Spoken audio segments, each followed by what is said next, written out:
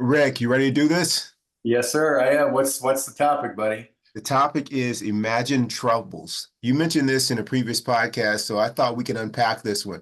So imagine troubles, please go.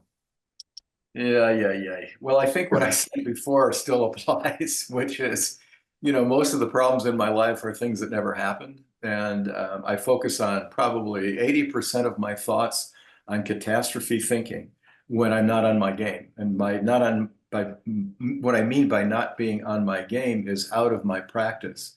When I adopt my routine and then I stray from that routine, then I start to have other strays come in as well, stray thoughts, stray ideas, stray unusual patterns for me.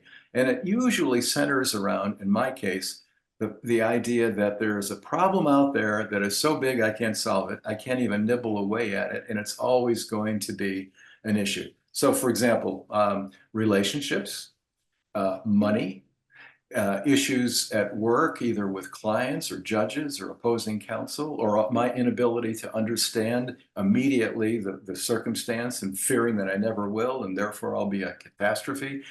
You name it, I've thought it, and it's just one of those self-defeating, no point at all that comes from it. Part of that, I think, has to do with our negativity bias, where we're always looking as a matter of evolution and survival of what things can go wrong. And once you identify them, then perhaps you can repair them and avoid it, and you'd live longer and preserve your life and be happier. But what happens, I think, generally in my case, is that I don't stop there.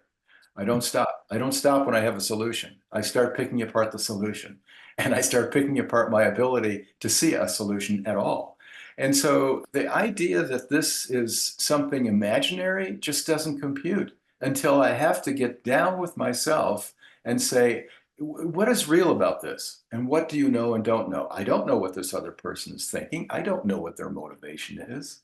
I don't know about whether I'm going to be broke next month. I don't know for sure 100% if I'm going to have this health issue that's going to stay for a while. But instead of saying what I really know and how much percentage wise I know it, I just tumble down this hole. Now, the way out for me, it may not be for everybody, but is nature and the practice, meditation, resistance training, watching my diet, getting up at 4 in the morning, getting back on the track, going through all of the things that we're required as humans to have as a strong foundation for whatever comes next. And so the monitoring, the idea that I'm constantly making work for myself, monitoring that, and then being in my practice, knowing that that's the solution and that what I'm considering is untrue.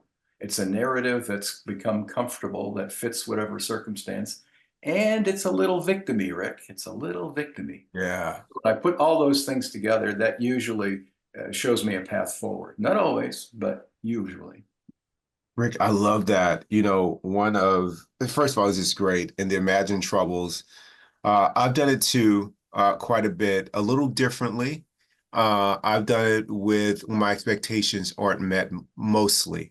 Uh, That's when I've mostly done it. And like being stationed in Yuma is a great example of that. Like I imagined how awful it was going to be. And of course, it was awful for me. But it wasn't because it was Yuma, it's because, I had really like created that situation and I just, allowed it to fulfill itself. I gave it a lot of help by staying really negative about that negative bias that you mentioned. My imagined troubles occur to me as problem number two. Problem number one, if it exists in the first place, is the reality of the situation in front of me. Me worrying about it, obsessing about it, ruminating over it, fearing it, that becomes problem number two. And I've learned a long time ago that one problem is better than two. So I cut it off right there. So, so I'm able yeah. to tell my mind, it's like, me, Rick, I'm a pretty logical person. And so I'm able to tell my mind, like, what would you prefer? One problem or two problems? I think I'll go with one. Then that normally is enough to stop me from continuing down that road of imagined troubles.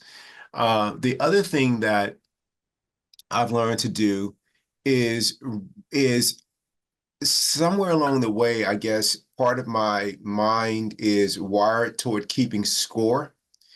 And I used to keep score around all the things that were didn't, that were bad, that what people did, slights, how many being a perfectionist or recovering perfectionist, how many mistakes I made, if I'm giving a talk, how many times I said how many times someone corrected me, all the things, how many times I missed the ball on the pickleball court, I missed something that I should have caught at work, whatever those things are. I normally kept score of that. What I started to do was keep score of the number of times I'm wrong about something. And how many times my mind That's has pretty said cool. That's pretty this, cool.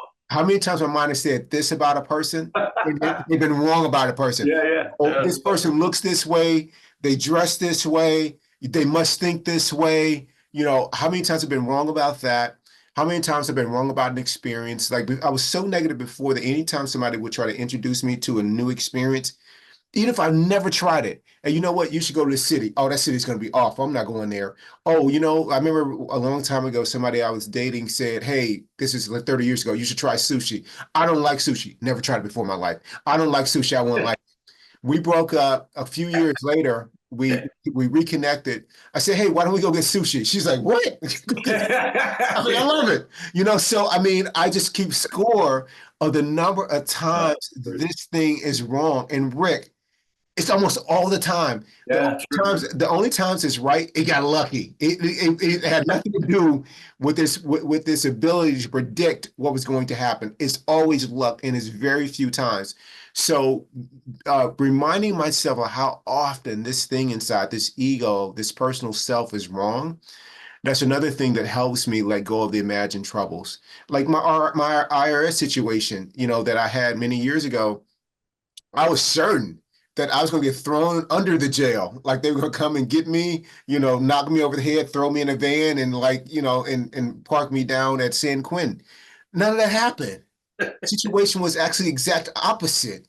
They had a conversation with me. I got all my documents in order, and they forgave the obligation that I had because I was so honest, and they saw me trying to rectify the situation and get back on track. But for 10 years of running from the law, I was suffering every time somebody knocked on the door. I was afraid to go get the mail. I mean, Rick, who lives like that? Yeah, Somebody who with imagined troubles, that's man. right. That's And right. so I just learned to let all that go. Remember how many times this thing inside is wrong, and that's been a great help to me. God, I love that. I'm going to do that. As soon as we hang up, I'm gonna write that down longhand and put it on my bathroom mirror so I remember that all the time. How many times, Rick, are you wrong about analyzing somebody else in your circumstance? Hey, one other footnote to that I thought of when you were talking. I saw a podcast a while back that had a psychologist on it, and she was really terrific. And I've forgotten her name. I'm sorry, but she wrote a book, and she was basically plugging the book. It was about depression and anxiety. And she was saying that there is a condition, a psychological condition that has been identified by scholars and academics, where the idea of continuing to obsess and to think about your problems expands those problems. It doesn't make them go away. It's not like shrinking a tumor that you want to get Right. rid of. It's like expanding. It's like giving it food. So the more you obsess, the more I obsess about whatever it is that I'm obsessing about, whatever mistaken narrative I'm engaged in, the more anxiety, the more depression, the more worry, it becomes more and more of your life. So I love the idea of making a list of all the things you're wrong about, just to make sure that you understand that most of what you're doing is imaginary.